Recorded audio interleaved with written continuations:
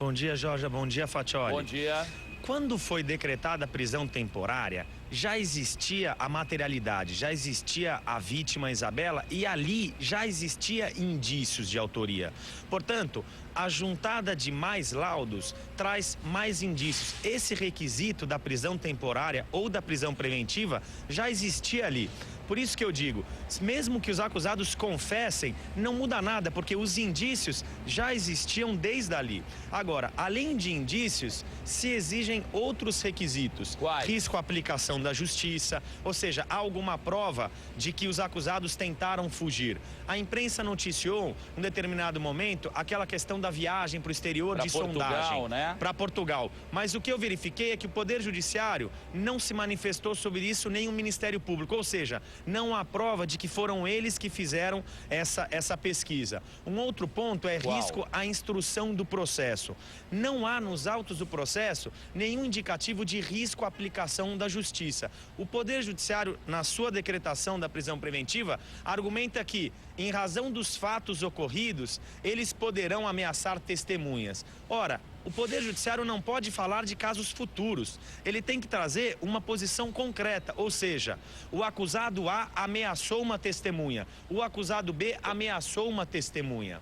Doutor. Um ponto importante, o Poder Judiciário, Fatioli, ele determinou a prisão preventiva e ele disse que é uma ofensa à garantia da ordem pública. Tá. A fundamentação dele é de que há um clamor público, que a sociedade já concluiu pela culpabilidade e que a justiça não pode ser colocada em xeque, em descrédito. Então, em razão disso, ele decidiu pela prisão preventiva. Tá. Aí, complete que depois tem uma pergunta muito importante. Claro, ocorre que ele juntou alguns julgados nesse sentido, só que são julgados antigos, Fatioli. Hoje em dia, os tribunais superiores não entendem mais dessa forma. Eles entendem que o clamor público, por não estar na lei como justificativa da prisão preventiva, não justifica que alguém fique preso cautelarmente. E nesse sentido, como foi bem dito pela Georgia, o desembargador já se manifestou de que clamor público não justifica a prisão preventiva. Por isso, como você disse, há um indicativo forte de que ele não deve manter essa prisão preventiva. Então, Sim, o Poder Judiciário, Fatioli, ele analisa um processo com bom senso. Ou seja, normalmente, quando um réu está preso, o Poder Judiciário, ele acelera um processo. Para quê? Para que não haja uma ofensa à dignidade da pessoa humana e essa pessoa seja colocada em liberdade antes do final desse julgamento. Agora, outros requisitos devem fazer com que o Poder Judiciário também acelere um processo. Por exemplo, num processo em que a vítima ou o acusado é maior de idade. Não, o prazo é igual. O prazo para alegações finais, né? Não tem mudança. Então, o Poder Judiciário deve acelerar processos em razão de determinados fatos, como esse. Solto ou preso pela comoção social, o bom senso leva o magistrado a correr com esse processo. Em outubro acontece o quê? Que estão falando muito de outubro. O que deve acontecer em outubro?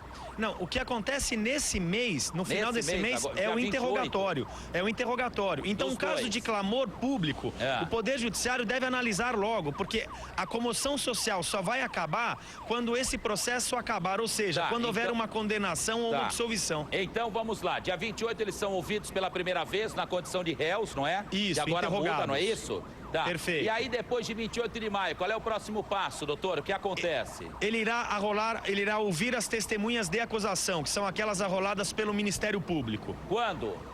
Ele que vai marcar, é o juiz que vai determinar a data. Então, e aí quando? Mais ou menos, assim, mais ou menos? Depende da pauta. Normalmente se marca para depois de 6 meses. Agora, num caso como esse, ele pode marcar na semana seguinte.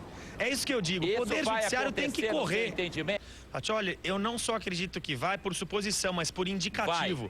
O magistrado, no mesmo dia que recebeu os autos, já recebeu a denúncia, decretou a prisão preventiva e já marcou o interrogatório para o mesmo mês. Então ele demonstra que ele vai correr com esse processo. Então, agora, aquela nota 7,5, se o Tribunal de Justiça não der, eu aumento essa nota para 8,5 no Superior Tribunal de Justiça e no Supremo. Eles são mais técnicos ainda que o Tribunal de Justiça, estão menos envolvidos com a causa. Não não há elementos, analisando tecnicamente, o único ponto importante da prisão preventiva se refere à destruição de provas. Esse era um ponto importante que o juiz se manifestou sobre isso. Isso traz um risco à aplicação da justiça. Entendi. Só que o ponto é que o magistrado, ele não explorou isso da forma que fundamente a prisão preventiva. Doutor. Ele não apontou se isso ocorreu antes ou depois. E num outro momento, ele ainda aponta que a prisão temporária fez com que eles não alterassem as provas do crime.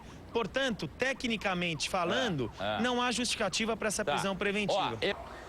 Eu entendo que a comoção, ela influencia sim um tribunal, ela influencia sim a justiça. Agora, o que eu entendo é que a comoção não pode justificar uma prisão preventiva. Mas a comoção, para não colocar a justiça em descrédito, deve fazer com que o Poder Judiciário, nesses casos, haja com celeridade e com competência. Ou seja, que essas pessoas sejam julgadas o mais rápido possível. Exatamente. E daí, se condenadas, é a forma com que o Estado responde a essa comoção. Testemunhas de acusação e que depois... deve ser rápido. Que deve ser rápido. Aí essas testemunhas são ouvidas, só pra gente antecipar, né? Isso. Aí essas testemunhas são ouvidas. O outro passo, qual é?